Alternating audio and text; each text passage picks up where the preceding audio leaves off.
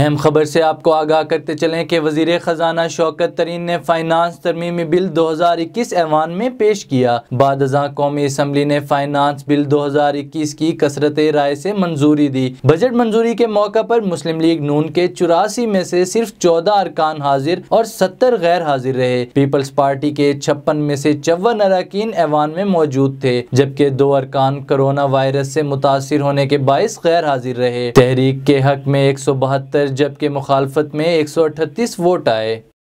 A1 TV से fill वक्त इतना ही। मजीद खबरों से बाखबर रहने के लिए विजिट कीजिए हमारी वेबसाइट www.a1tv.pk। इसके अलावा आप हमें फेसबुक, ट्विटर और इंस्टाग्राम पर भी फॉलो कर सकते हैं। देखते रहिए A1 टीवी।